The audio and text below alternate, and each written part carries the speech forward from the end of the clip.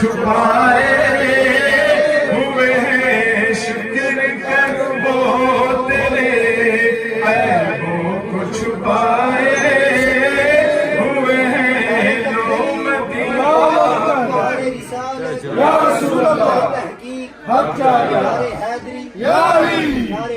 یا غوث اعظم۔ لوگ مدینے کی تجلی سے لگائے اور نام آتے ہی ابو بکر عمر کا لب پر، ارے تو بگڑتا ہے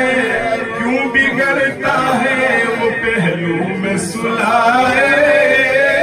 ہوئے ہیں، کیوں بگڑتا ہے وہ پہلو میں سلائے ہوئے ہیں، شرم سیاہ سے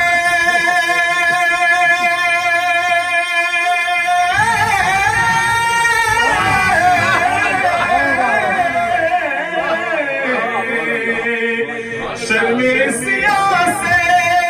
نہیں سامنے جایا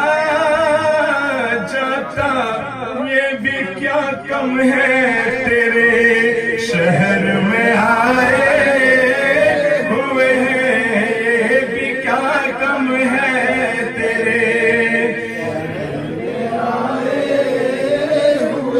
کیوں نہ پلڑا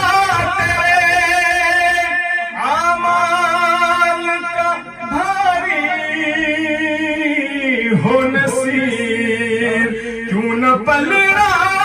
تیرے اعمال کا بھاری ہو نصیر، اب تو میزان پہ سرکار بھی آئے ہوئے ہیں، اب تو میزان پہ سرکار بھی آئے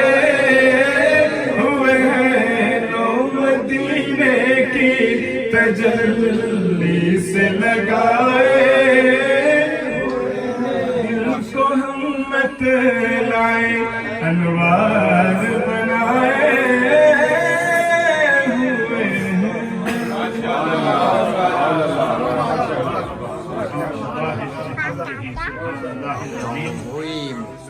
خوبصورت لکھت اور نور کا ماحول، اور پھر جن نعتوں کا حافظ صاحب نے انتخاب کیا، پہلے امام اہل سنت اعلی حضرت امام احمد رضا خان محدث بریلی رحمۃ اللہ علیہ کی وہ عظیم و شان نعت ہے جس کو حافظ صاحب نے پڑھا۔ اس سے پہلی جو نعت تھی جس کا آخری مشرا کچھ سے کتنے ہزار، یہ جو نعت پاک ہے یہ امام اہل سنت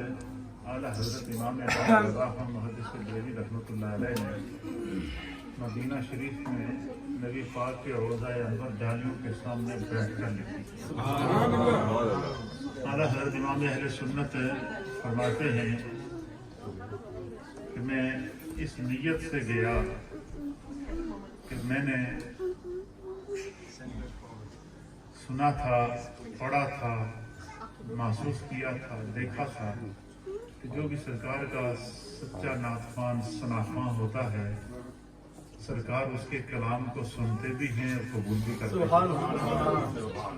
کہتے ہیں کہ میں سرکار دو عالم صلی اللہ علیہ وسلم کی بارگاہ میں گیا تو میں نے یہ تہیہ کیا تھا کہ میں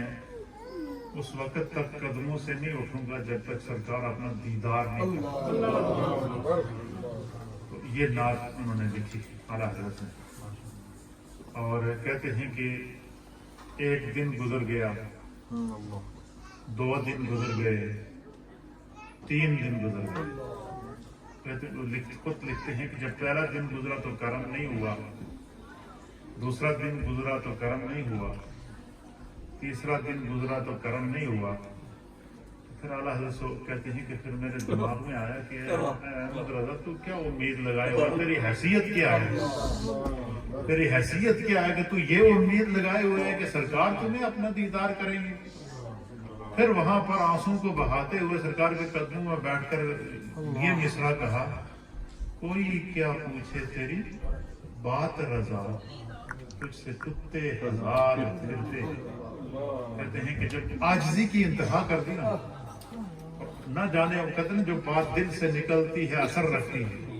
اور اس کیفیت سے جب سرکار کی بارگاہ میں پیش کیا تو اعلیٰ حضرت فرماتے ہیں کہ بس یہ میرا پڑھنا تھا، میری آنکھیں بند تھی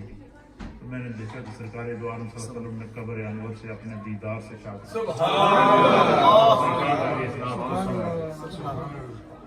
اسی طریقے سے علامہ شرف الدین بوصیری رحمۃ اللہ علیہ نے قصیدہ بردہ شریف لکھا، اور وہ فرماتے ہیں کہ ایسی بیماری لاحق ہو گئی کہ اب بچنے کی امید نہیں تھی، ڈاکٹروں نے کہہ دیا کہ اب حکیموں نے کہہ دیا کہ اب آپ کو بچنے کی امید نہیں ہے، تو کہتے ہیں کہ میں نے سوچا کہ زندگی کے آخری لمحات میں کیوں میں دنیا سے جاتے جاتے سرکار کی ایک نعت لکھی، تو اب قصیدہ بردہ شریفہ میں لکھا مولا صلی وسلم دائما ابدا علی حبیبک خیر الخلق کلہم۔ کہتے جسم میں جان نہیں تھی، یہ میں لکھتا رہا پڑھتا رہا، ساتھ ساتھ پڑھتا رہا، پڑھتے قصیدہ شریف پڑھتے کہتے میری آنکھ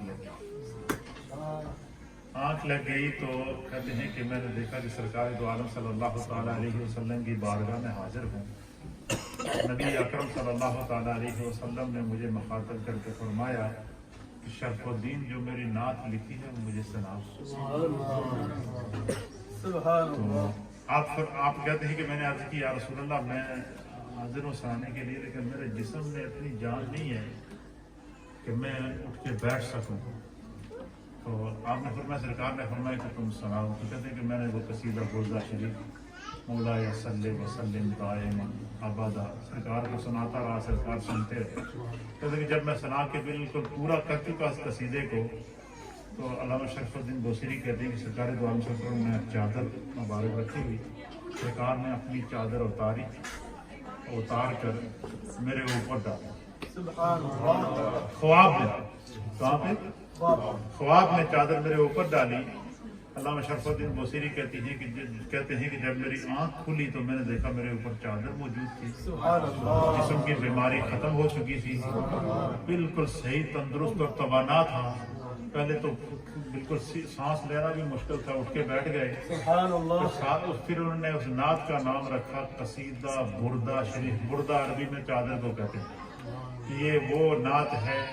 کہ جسے سرکار کی بارگاہ میں پیش کیا گیا، سرکار نے اسے سنا اور جواب میں سرکار نے